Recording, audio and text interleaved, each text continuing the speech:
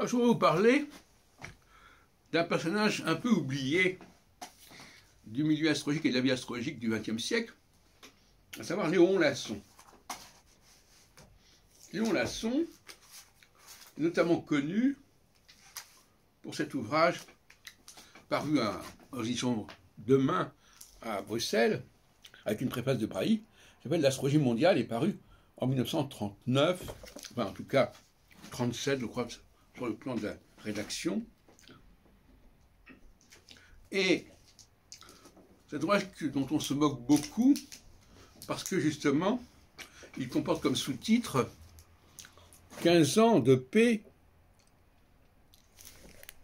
sur l'Europe, carrément.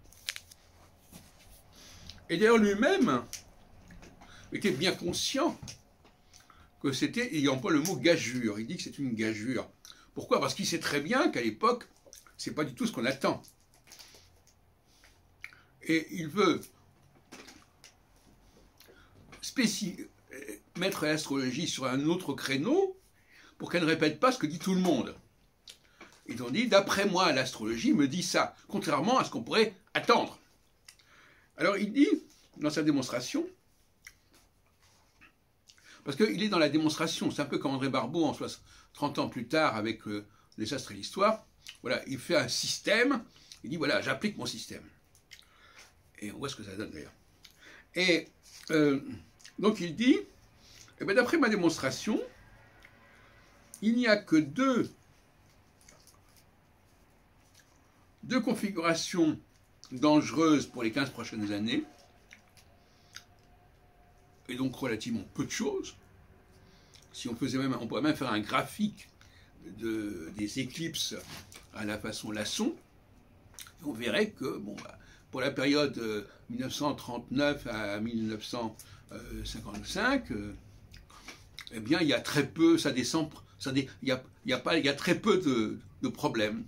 C'est comme Barbeau en 67, quand il voit que quand ça ne descend pas beaucoup dans son système, ben c'est que c'est plutôt la détente. Donc, Lasson, c'est une gageure.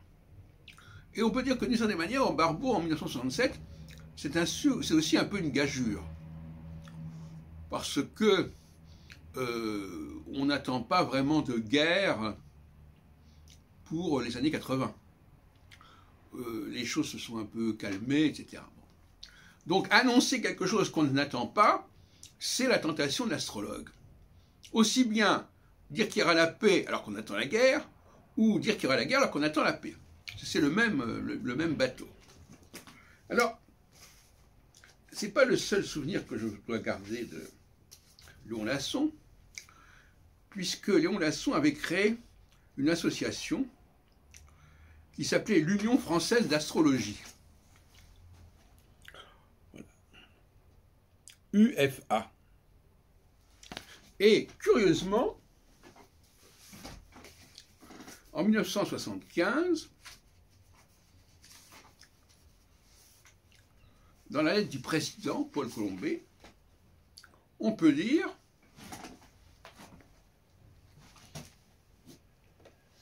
que le CIA va prendre le nom,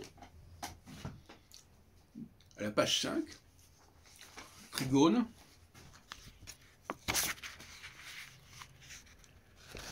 le CIA va prendre le nom de UFA.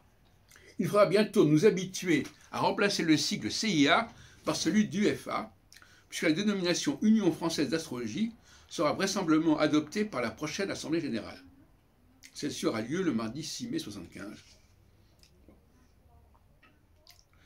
Et, alors, je ne sais pas d'où sort ce nom-là, mais apparemment, il est quand même emprunté à l'association de Léon Lasson, qui s'appelait UFA.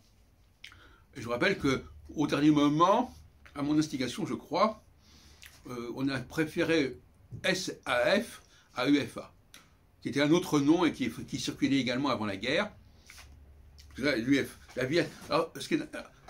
Donc, UFA et SAF, c'était des noms d'associations d'antérieures à la Seconde Guerre mondiale.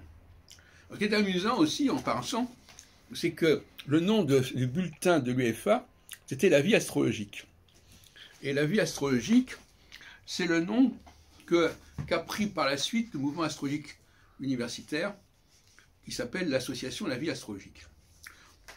Ce sont des éléments que semble avoir loupé Yves Lenoble dans son arbre généalogique du milieu astrologique, 2003. Il n'avait pas toutes les informations nécessaires quand on veut faire un arbre généalogique. La moindre des choses, c'est de prendre connaissance de la littérature des associations astrologiques. Hein. Bon, donc, alors voilà, alors paradoxe. Alors lui aussi, il ne sait pas, il n'a jamais su que il y avait eu plusieurs propositions, l'UEFA, l'ASAF, puis finalement c'est devenu en 1977, je crois, la SFA. C'est resté comme ça, la Société Française d'Astrologie. Donc voilà, ma mémoire va à Lasson, et je rappelle quand même que cette UEFA, avec pour président d'honneur Caslan, colonel Caslan, bien connu pour ses éphémérides et pour ses travaux dans les années, dans l'entre-deux-guerres. Voilà, je n'ai pas rencontré Léon Lasson, malheureusement, c'est un des rares astrologues français d'après-guerre que je n'ai pas rencontré. Il habitait à Vallon-Pont d'Arc, qui est d'ailleurs la ville connue pour sa grotte préhistorique. Et je ne sais pas si, quand Colombet a proposé le nom d'UEFA, je ne sais pas d'où il a été le chercher, parce qu'il y avait des astrologues éminents du CIA, qui avaient participé aux activités de l'UEFA. Je pense à des gens comme Seymour, le créateur du CIA, ou comme Gouchot, etc.